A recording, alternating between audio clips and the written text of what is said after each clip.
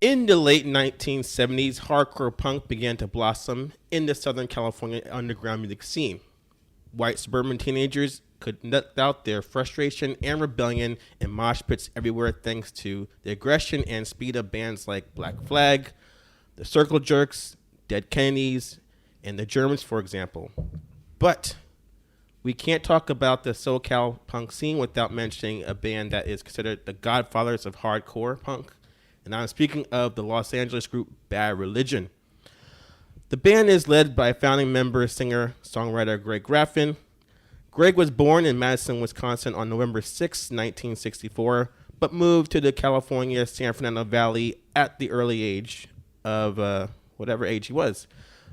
By 15, he formed Bad Religion with co-founding member, guitarist, and Epitaph Records owner Brett Gurewitz.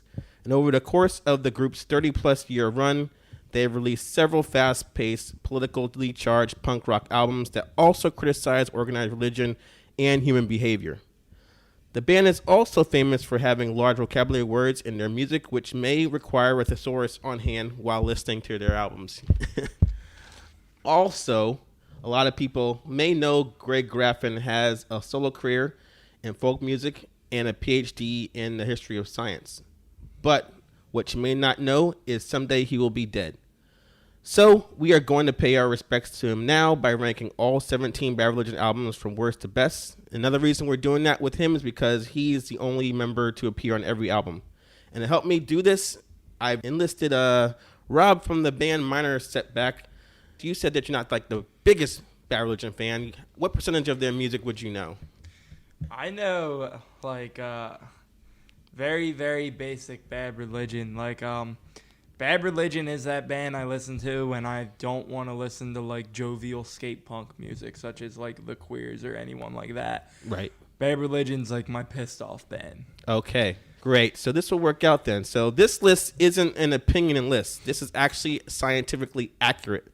And this ranking will be broken up into two parts. In this first part, I am calling Bad Religion's bottom 7 albums. Feel free to chime in on any of these albums or songs that you recognize throughout this list. So here we go. Coming in at number 17, we got Into the Unknown from 1983. Now, after a well-received debut album, they decided to go a different direction and do a keyboard-driven progressive rock / new wave record. Everyone would love that, right? Today. Well, yeah. Needless to say, it was a total flop. They actually, more albums were returned than they actually sold. So now that time has passed, the question is, does it stand the test of time after 36 years now that the alienating shock has passed? The answer is no. It doesn't sound like Rush or King Crimson as much as some teenagers trying to sound like Rush or King Crimson. You get songs in there like It's Only Over When and Losing Generation, which do a decent job of mixing hardcore rock with the bouncy synth keys. Then you get tracks like Chasing the Wild Goose and Billy Noah's, and it has some glam rock vibe to it. It's kind of like what David Bowie was doing back then. But the slower tempo gets a bit dull and repetitive. And the other question, I was like, where is the big vocabulary words? I didn't have to look up one word in any of the lyrics in these albums. Hey, speak for yourself now. I understand, very basic words. Yeah, so this album actually, I will say, you will be able to follow on with ease without having to look anything up. Well, I damn near fell out of my chair when you said that they sounded like David Bowie. I would have never expected, that group of guys to put together a sound like Ziggy Stardust. Right. That's one of the songs sound exactly like that. But this is not a Bad Religion album, to say the least. So this is why it ranks last by default. Actually, if they called it by anything else, it would actually make it a little bit better of an album. Coming in at number 16, we got the album No Substance from 1998. And this is equally as bad as Into the Unknown, but it does stick to the formula, so they have that going for it.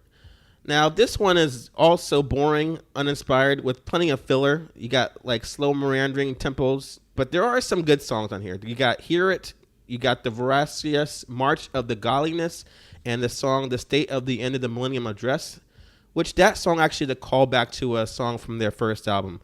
So as you can hear, the song titles are long and forgettable, so that was a problem right there. There's a song on there called Raise Your Voice, and it's got to be the dullest and most monotonous song that the band has ever written in their life. It's about as simplistically bland as that Hillary Duff movie of the same name. Have you actually had the pleasure or displeasure of hearing No Substance? I have not heard No Substance. I mean, they tried to do something cool with the cover, but if the song suck, who gives a shit? Yeah.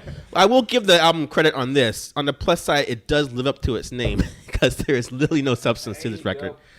Maybe that's what they were going for. Yeah, they wanted to make a bad album, and they achieved it really well. Yeah. Okay, so coming at number 15, we got The New America that came out in the year 2000.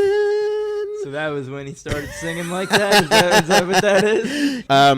So this album was released during what was known as the final years of the dark ages of Bad Religion, because the longtime co-writer Brett Gurewitz wasn't in the band anymore, and they were on a major label at this point. This album actually is a melodic punk rock record that is less political and more personal.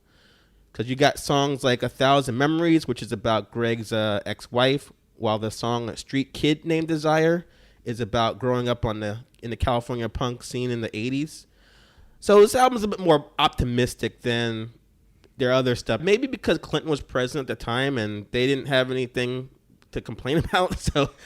But at the end of the day, this album is like a mixed bag of a few good songs, a few bad songs, and more decent songs. Searching through this album right now, the only song that I even recognize is The Hopeless Housewife. Yes, and that song's pretty good. One of my favorite songs by them. Actually, that album has, like, you get the first track, You Got a Chance. You got like a lot of songs in between that are like good. So it's like a roller coaster ride of ups and downs. But New America has got to be the best music video they've ever done because the video is funny. It's really cute. And you actually see Greg Graffin stage dive. Now, who can say they've ever seen that before? The people that were there. Yeah. Very true. Very true. You got me there. All right. Moving right along. Coming at number 14, we got The Descent of Man from 2010.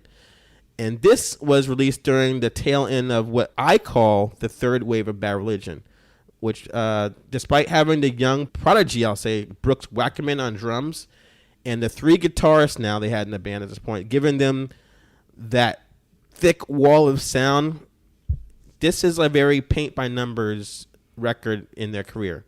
And that is not really a bad thing. Yeah. There's plenty of fast hardcore punk tracks featuring like the backing harmony vocals that Bad Religion does so well, that 3-part harmony they do. Yeah. There's songs on there that are pretty good, like The Resist Stance, Wrong Way Kid, The Meeting of the Minds, and they make up for like the mellower tracks like The Devil in Stitches and the semi-country western influenced song Cyanide. So it's not that bad, but it's not that good. If that makes sense. It sounds like there's a lot of influence going into that one, like almost too much. Like you said, country western kind of threw me off. Yeah. It's they're trying to branch out, but it doesn't always work. Let's just say that. No, not at all. All right. Coming in at number 13, we got Age of Unreason, and that's from 2019. So that is their latest album, and it's the first with new guitarist Mike Dimkick and drummer Jamie Miller. And lots of commentary on the Trump administration with songs like End of History, Candidate, and the title track. And it also features like mid-tempo songs that we discussed earlier that they do, like Lose Your Head and Big Black Dog. You heard this album before? I'll be honest. My first listen through to this album, I hated it. So, as I listened to it more and more, it's just there's something about it that catches you. And I know it's commercialized as hell, but at the end of the day, that's what sells. The thing I found about it, I felt like the riffs, they're not really memorable as they've done in the past, or the hooks aren't really infectious. You don't. Yeah, no, they're boring. Yeah, it's just like another album we mentioned. They're just going through the motions, but I feel like they're trying. But the only thing I didn't notice is that the new guys, they don't bring much to the personality of the band. They just hire guns. Yeah. And this That's album, never good. Yeah, this album lacks like the wall of sound that I mentioned before. They have 3 guitars, but you can't tell when you listen to it. It just sounds like 2 guys playing guitar or something like that. Sometimes one. Like, some of these songs on here are boring as shit, I ain't gonna lie. Yeah. Moving to number 12, we got New Maps of Hell from 2007. And this is like an explosion of energy right out the gate when the opening track, 52 Seconds, comes on, and you get to the next song, Heroes and Martyrs, like thanks to Wackerman's pounding percussion and the ear-pulsing buzzsaw guitars. Even the slower songs like Honest Goodbye and Prodigal Son, I think they're really well layered beautifully with like the soothing lead guitars and the harmony backing vocals. Favorite songs on this album, Grains of Wrath, New Dark Ages, Requiem for Descent. All those songs have every ingredient that makes Bad Religion great.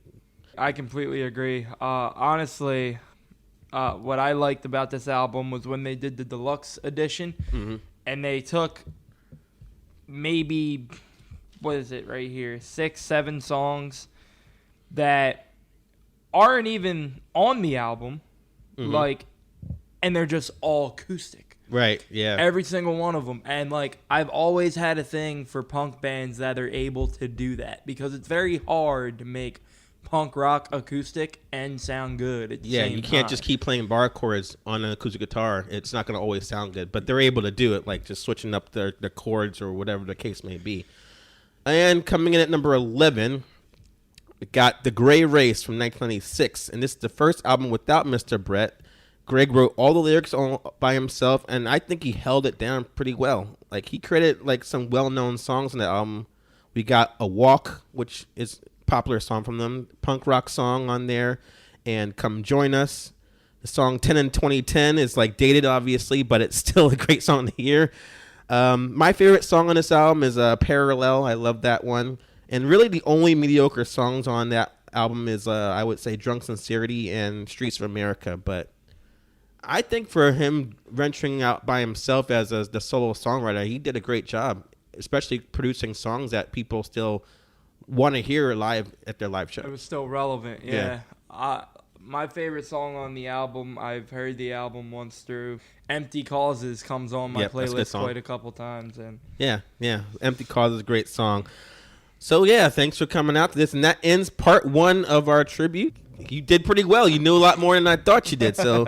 It's good that we're going to have you back for part 2, so you guys stay tuned for that, where I'll be ranking Bad Religion's top 10 albums. So leave us a like and comment on some of your favorite songs from this list down below.